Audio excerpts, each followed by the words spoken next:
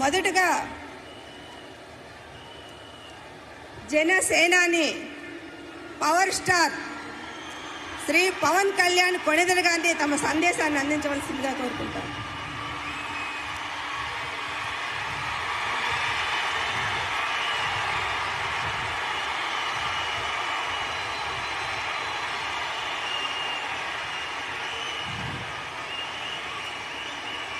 పితృదేవతల ముక్తి కోసం పరితపిస్తూ వారి వారసులు హిమాలయ పర్వత శ్రేణుల్లో ఉన్న గంగోత్రి నుంచి మొదలయ్యే గంగానది దారి కోసం ఎలా ఎదురు చూస్తున్నారో అలా గౌరవ ప్రధానమంత్రి శ్రీ నరేంద్ర మోదీ గారి రాక కోసం అభివృద్ధి లేక అప్పులతో నలిగిపోతున్న ఆంధ్ర ప్రజానికం, దాష్టీకంతో దోపిడీతోటి నలుగుతున్న ఆంధ్ర ప్రజానికం, అవినీతి అప్రజాస్వామిక విధానాలతో కొట్టమిట్టాడుతున్న ఆంధ్ర ప్రజానికానికి ప్రధానమంత్రి, మన ప్రియతమ ప్రధానమంత్రి శ్రీ నరేంద్ర మోదీ గారి రాక, గంగమ్మ తల్లి భూమి మీదకు వచ్చి హిమాలయాల నుంచి భూమి మీదకు వచ్చి ఎలా సేధనిచ్చిందో మన ప్రియతమ గౌరవ ప్రధానమంత్రి శ్రీ మోదీ గారి రాక ఈ ఎన్డీఏ పునర్కలయిక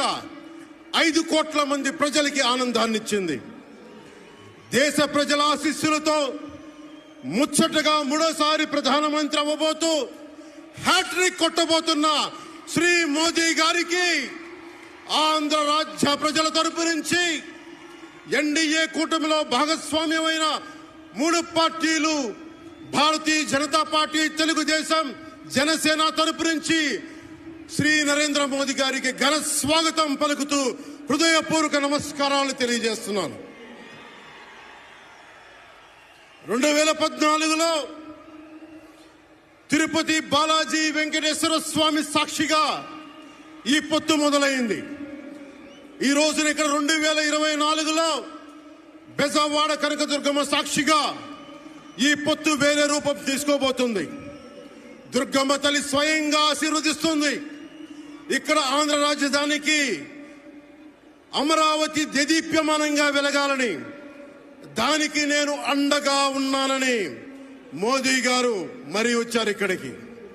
ఒక్కసారి మన కోసం వచ్చిన మోదీ గారికి, మన కష్టాలకు భుజం కాయడానికి వచ్చిన మోదీ గారికి, 5 కోట్ల మంది ప్రజల కోసం నేను ఉన్నానని చెప్పి వచ్చిన మోదీ గారికి ఒక్కసారి బలంగా కరతాళ ధ్వనులతో ఘన స్వాగతం పలుకుదాం.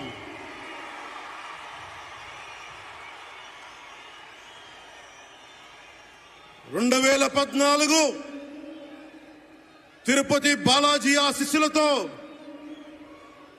ఎన్డీఏ విజయాన్ని సాధించింది, ప్రభుత్వాన్ని స్థాపించింది. 2024లో దుర్గమ్మ తల్లి ఆశీస్సులతో మొదలు పెడుతున్నాం. అంతకు మించిన ఘన విజయం సాధిస్తున్నాం. ఎన్డీఏ ప్రభుత్వాన్ని స్థాపిస్తున్నాం.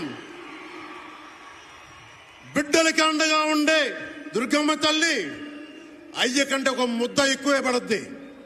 అలాంటి తల్లి ఆశీస్సులతోటి మన ప్రభుత్వాన్ని స్థాపించే దిశగా వెళ్తున్నాం. మోదీ గారు డిజిటల్ భారత్ అన్న నేపథ్యంలో దేశాన్ని మొత్తం తీసుకెళ్తా ఉంటే, ఇక్కడున్న వైసీపీ ప్రభుత్వం అధికారికంగా ప్రతి చోట క్యాష్ ఎకానమీ అయిపోయింది. దేశాన్ని డిజిటలైజ్ చేద్దాం, కరప్షన్ తగ్గిద్దాం, బ్లాక్ మనీని తగ్గిద్దామంటే ఆంధ్ర రాష్ట్రంలో మటుకు బ్లాక్ మనీ ఎక్కువైపోయింది.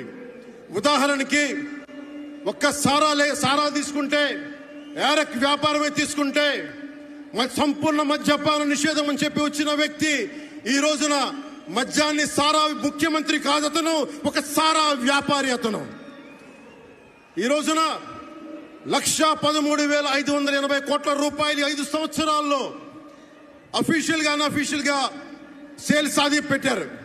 కానీ దాన్ని అండర్ రిపోర్ట్ చేస్తూ 84,050 కోట్ల మటుకు చూపించారని చెప్తా ఉన్నారు.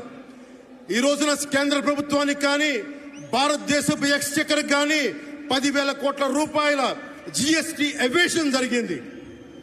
అలాగే ఇసుక దోపిడీ, జేపీ వెంచర్స్ పేరు మీద ఆ బినామీలు ఎవరో తెలుసు. ఆ 5 మంది పవన్